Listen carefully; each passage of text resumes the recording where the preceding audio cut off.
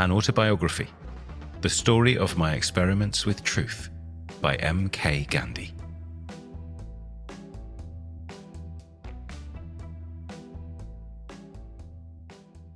It's astonishing to think about the influence just a small handful of people have had on the world. The fields of art, culture, and politics, to name just a few, have all been shaped in meaningful ways by exceptional individuals whose gifts, work, or energy made them stand out from the rest.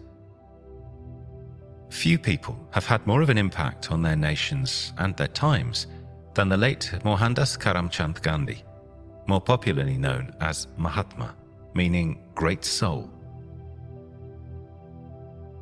He helped lead his beloved India to political independence and made non-violent resistance known all over the world as an effective means of political protest. Take a few deep breaths, relax, and let's get into the story of this remarkable man's life.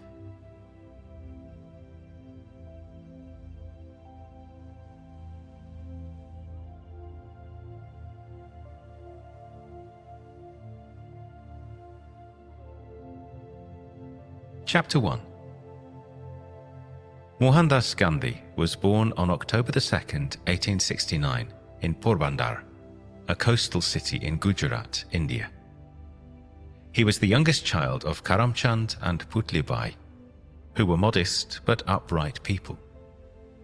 In a country where caste determined much about one's life, he was born into a merchant class known as the Modbaniya. At school, young Gandhi was strongly influenced by the traditional Indian folk tales that formed part of the curriculum. They often carried messages of the importance of filial piety and right moral behavior. These messages, combined with the integrity modeled by his parents, helped to shape Gandhi's ethical code. To this was added something rather unusual at that time: a respect for people from backgrounds different from his own. Unlike many of their peers, Gandhi's parents didn't socialize exclusively with other Hindus. He was raised in a home in which Parsis, Jains, and Muslims were also welcome. This exposure nurtured a more holistic view of the importance of inclusion in Indian society. At the same time, though, young Gandhi was in many ways a typical boy of his background and era, who was expected to engage in the social and cultural practices of the time. When he was just 13 years old, he was married to his bride, Kasturbai, a girl of 14. Child marriage was very much the norm for Gandhi's time, place, and caste. In fact, he and two other boys in his family were all married at once to their young brides. Then, as now, weddings were a major event in the life of an Indian family and for the larger community. And so, at the time, the young Gandhi was happy to marry. As an adult, though, he spoke out against the practice of child marriage and asserted that people had the right to enter into marriage freely, without coercion. He recognized that in order to do so, they needed to be mature enough to give informed consent, something children simply can't do. While he may have possessed a surprisingly well-developed ethical sense and followed the general social expectations of the time by marrying at 13, he did go through a period of adolescent rebellion. Under the influence of a restless, disobedient school friend, the teenage Gandhi would do things like smoke, visit a brothel, and eat meat, though his family was strictly vegetarian. And so, although the meat-eating phase didn't last, and he didn't indulge in what was on offer at the brothel, the young man's path to being a great soul was clearly not smooth. As an adult, Gandhi was critical of himself for these failings of his youth.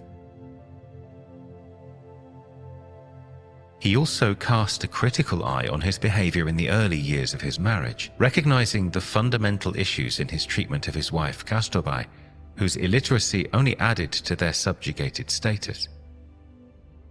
As a teenager, he viewed her solely as a means of satisfying his sexual desires. he lamented that he never used the time with her to teach her to read and write instead. He also reflected that his immature grapplings with the concept of truth caused some trouble in his marriage. He wished to be faithful to Castorby, as he wished to know truth, the means by which the divine made itself known in the world. But he was jealous and possessive of Castorby, unsure that she was equally faithful to him. His jealousy was, in fact, groundless. Gandhi's most painful and pointed lesson about the danger of giving lust too much power came when he was 16. His father, Karamchand, or Kaba, was on his deathbed, with young Gandhi by his side. By this point, he'd already confessed some of his adolescent sins to his father in a letter, which Kaba had accepted with compassion. Their bond was strong.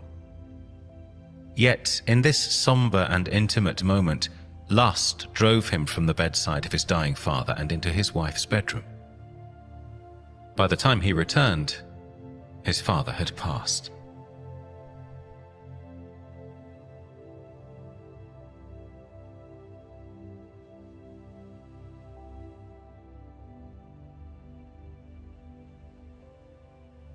Chapter 2.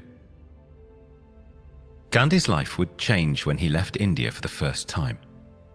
He completed high school in 1887 and was now faced with choices about his professional future. An old family friend encouraged him to go to England to study law at University College London. This seemed to offer a guarantee of a solid and prosperous future for him and his family. But the decision to travel to England was fraught with complications. Gandhi's mother was afraid that the temptations openly available in a Western country would corrupt the young man. To address this, another family friend who'd become a Jain monk guided him in taking a vow to abstain from meat, alcohol and women while he was in England. Then Gandhi was summoned to appear before a meeting of his caste, the Modbaniya, whose members tried to forbid him from making the journey. They claimed that traveling abroad violated the caste's religious beliefs and threatened him with expulsion. Gandhi was undeterred.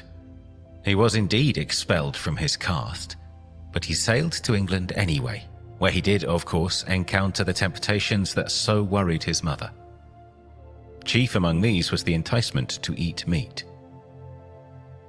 Much to his relief, however, he found a vegetarian restaurant near his boarding house in Bayswater that allowed him to honour that part of his vow. This would eventually lead him to gain experience in running an organisation when he founded a local chapter of the Vegetarian Society. Another useful skill he was forced to develop in his time in London was how to live on a tight budget. But most important to him was his prime reason for having come to England in the first place: to study law. Gandhi, never a standout student as a young boy, found that he flourished at university. He handled the law curriculum easily, passed his final exams with no trouble, and was called to the bar on June 10th, 1891, after just 32 months in England.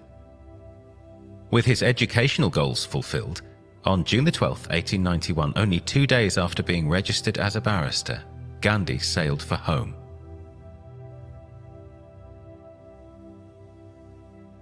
But his arrival in India was greeted with sorrow.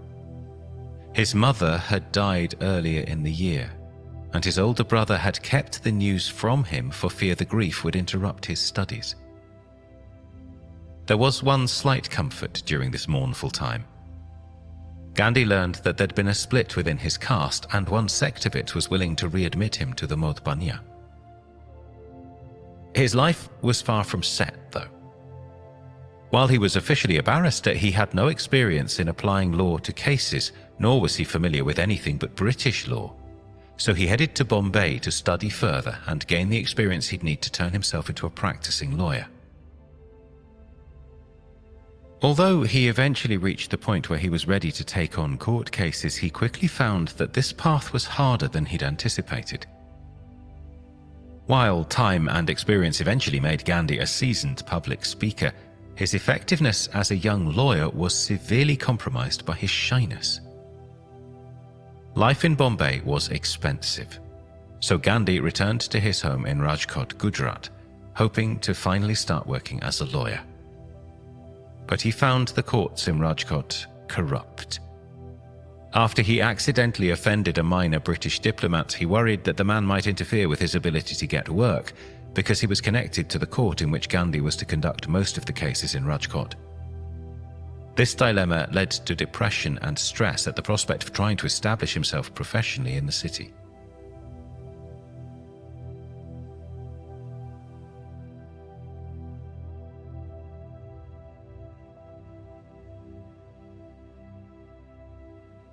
Chapter 3. Fortunately, circumstances soon called for another major change in Gandhi's life, which would lead to an opportunity to practice law in South Africa. He was originally offered a one-year position by Dada Abdullah & Co., a company that needed help with a major court case there. But here too he found just as much injustice and division as he saw in India. At the time, South Africa was home to an increasingly large population of indentured Indian labourers, who, like the local black population, were forced to endure and function within the terrorising machinations of colonialism. Gandhi's experiences with racism during his time there, including being thrown off a train for refusing to give up his first-class seat to a white person, eventually led him to offer legal representation to many in his community. Before this, however, he settled the case for which he'd been sent to South Africa in the first place by his client Dada Abdullah. Thanks to Gandhi, Abdullah's case was settled in Abdullah's favour and out of court through arbitration, a win by every account. But what was even more notable about this win was that Gandhi arranged for the losing party to pay back his client in instalments so he wouldn't suffer bankruptcy. This was typical of the sense of compassion and justice Gandhi had sought to cultivate in himself his whole life. The combination of these attributes and his experiences of racism and segregation in South Africa are what contributed to his emergence as an activist. Gandhi began to speak to groups from Pretoria's Indian community about truthful conduct in business and the need to improve the lot of Indians in South Africa. Many of the people he addressed were Memon Muslims, but he encouraged all Indians in the area to look beyond their differences and form an association to further their common interests. His years in South Africa also saw him deepen and refine his knowledge of religion and his own ethics and beliefs, as friends helped him learn more about Islam and Christianity. He perceived the strengths and weaknesses in every belief system, as well as the fundamental problems with Hinduism's caste system. And last, but certainly not least, his interest in non-violent resistance was fed by Leo Tolstoy's "The Kingdom of God is Within You." All of this helped shape his growing profile as a public proponent of the power of non-violent resistance for political change. While he'd expected to spend just 1 year in South Africa, it would be 3 years before Gandhi returned to India and to his wife and children in 1896. He'd been kept in South Africa by a desire to fight punitive and racist measures against Indians taken by the South African authorities in the province of Natal.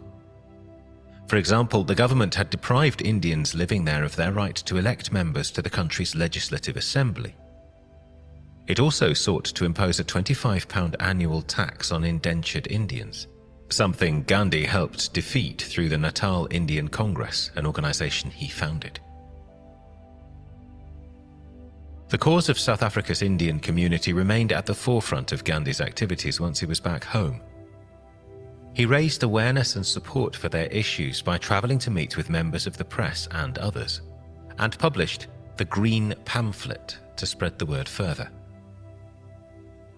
When he returned to South Africa in 1897, this time bringing his family along, he was a recognised leader in the local Indian community. But, having previously tussled with the government, his profile brought trouble. Upon his arrival, an attempt was made on his life as an angry white mob tried to lynch him. Fortunately, he escaped and refused to press any charges. Why, you might wonder? Well, because he felt that his would-be attackers had been deliberately lied to by the Natal government about his activities in order to whip up feeling against him. When the British Empire and the Afrikaner states declared war on each other in 1899, Gandhi set aside his sympathies for the Afrikaner farmers who he felt were oppressed in favor of demonstrating his loyalty to the empire. He founded the Natal Indian Ambulance Corps, which involved roughly 1,000 Indian South Africans, including Gandhi himself, to support the British forces in the war effort. His and the community's service here gained positive national attention. At this point in his law career, Gandhi was established and prosperous with a profile of some respect in South Africa.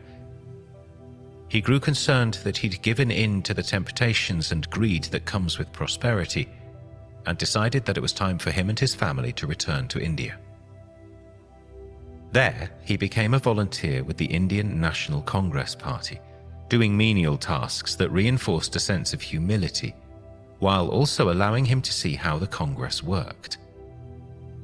He also got the opportunity to present a resolution on the rights of South African Indians to the Congress. Though the experience was nerve-wracking to a man who was still essentially very shy, his presentation won the members over and the resolution passed unanimously. The party's senior leader, Gopal Krishna Gokhale, mentored Gandhi during his time with the party and introduced him to a number of well-off, influential Indians. But his increasing concern for the country's poor was already becoming evident, and was strengthened when he travelled across the country as a third-class train passenger after his time with the Congress ended. On the journey, he saw how the poor were treated and the daily issues they faced, like the dangerously high levels of poor sanitation. Gandhi's vision of himself as a driver for change in his country was becoming very clear, as was the approach he intended to take to effect that change. Central to this approach was ahimsa, or nonviolence. The principle of ahimsa returned to the focus on truth, the essence of God that had motivated Gandhi from his youth. Hindu scripture dictated that all people are a reflection of truth, making them deserving of empathy and compassion. He later added non-cooperation to the non-violent approach as part of his strategy for dismantling the systems of inequality that plagued his country. As this philosophy coalesced in his mind, he also sought to free himself completely from the sexual drive that had tormented and distracted him all his married life. And so he and his wife, Kasturbai, who'd already borne 4 sons, took the vow of Brahmacharya in 1906, which dictated that one remained celibate. Kasturbai, tellingly or not, didn't object. Gandhi also altered his eating habits, now subsisting mainly on a diet of fruit and nuts. Systematically and conscientiously, he was making profound changes to his life so that his entire focus could be on serving others.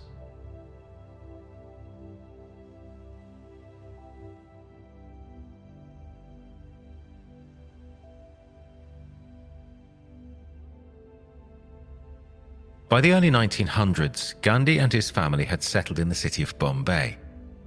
At this point, he was a well-established public figure, and friends and followers in South Africa wrote to ask him to return to help with the ongoing struggle of the Indian community there. He consented and returned to Natal in 1903. When he got there, he founded a weekly newspaper called The Indian Opinion to bring India's attention to the plight of their countrymen in South Africa and help improve Indian civil rights there. He also established the Phoenix Settlement, a site for communal living just north of the city of Durban, Natal. John Ruskin's 1860 publication, Unto This Last, a critique of capitalism that argues for social economy and things like a living wage, was his inspiration for the settlement. In the next few years, Gandhi would again lead an ambulance corps of Indian volunteers serving the British when they went to war with the Zulu, and would help care for Indians affected by an outbreak of plague at a mine in Johannesburg.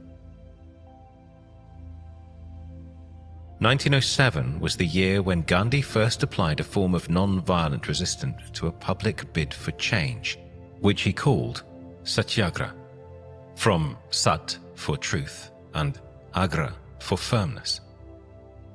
The Transvaal government had passed the Asiatic Registration Act, forcing Indians in the South African province to carry registration papers at all times or risk deportation.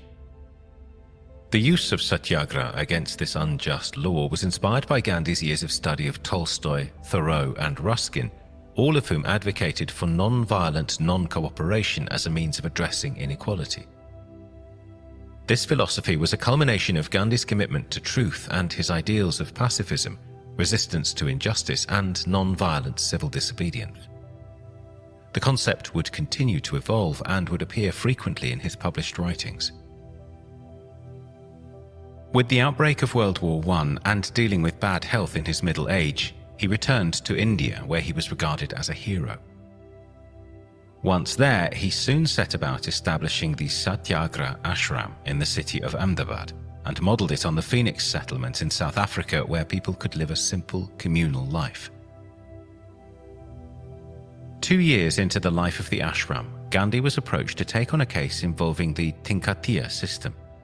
Under it, farmers in Champaran, Bihar, were forced to plant indigo on their rented properties on behalf of their landlords, which, in essence, turned them into the landowners' serfs. When the price of indigo plummeted, landlords agreed to release their tenants from the obligation, provided the tenants pay higher rents. This was clear extortion. Gandhi began an inquiry into the state of farmers in Champaran. This challenge to the power structure got him arrested, but with the local people's support and his own impassioned statement to the court on why he was in Champaran and would not leave quietly as the government wanted him to, led authorities to dismiss the case against him. Not only that, but his inquiry continued drawing large crowds and recording over 8,000 statements. A report submitted to the local government led to the repeal of Tinkatiya in 1918. A couple of years later, in 1919, Gandhi's Satyagraha would truly be put to the test. This time, the crisis was the imminent passage of the Rowlatt Act. Among other things, it would give the British the ability to arrest and detain Indians for up to 2 years without trial. Though he was weak from a life-threatening bout of dysentery, Gandhi immediately responded. He, along with other leaders, called for protest in the form of a hartal, a general strike accompanied by fasting and prayer. This act of non-violent non-cooperation first took place in Delhi on March 30th, 1919, and then swept right across India on April 6th, 1919, following a speech he gave in Mumbai.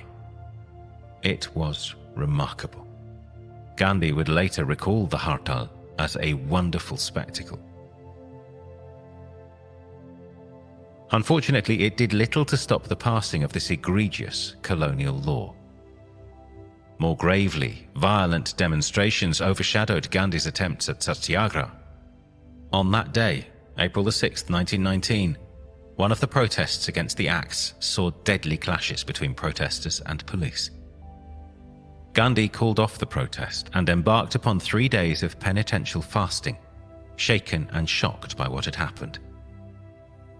He felt partly responsible for the violence as he realized that many of the people who had heeded his call to participate in Satyagraha had not studied the principles of ahimsa and non-violence. This meant they couldn't take part in an informed and peaceful way. And so, to remedy this disconnect, he started a weekly column in a local newspaper where he explained these principles and their value. When Gandhi returned to India from another spell in South Africa early in World War I, he'd assumed a major leadership role in the Indian National Congress. From this prominent platform, he was even better positioned to promote the Indian independence movement. For instance, he organized the printing and selling of banned books, such as the Gujarati translation of Ruskin's book, unto this last to raise money for the movement. In 1920, the annual meeting of the Congress at Nagpur passed a resolution calling for an end to cooperation with the colonial government of the British Empire. The independence movement now had sharper teeth than ever. The magnitude of this resolution was huge.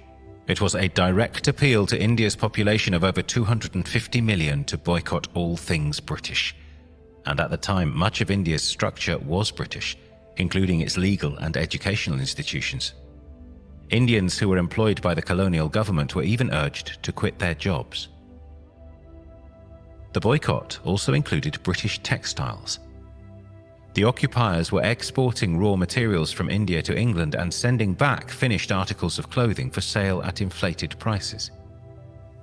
Gandhi urged that Indians should instead make their own homespun garments out of khadi, a simple woven cloth. Men and women all over India were encouraged to learn how to spin and weave as a massive act of resistance. Gandhi also saw this as a constructive means to allow the millions of his countrymen who were grindingly poor to provide clothing for themselves. Khadi has become an enduring sign of independence and of respect for Gandhi in India.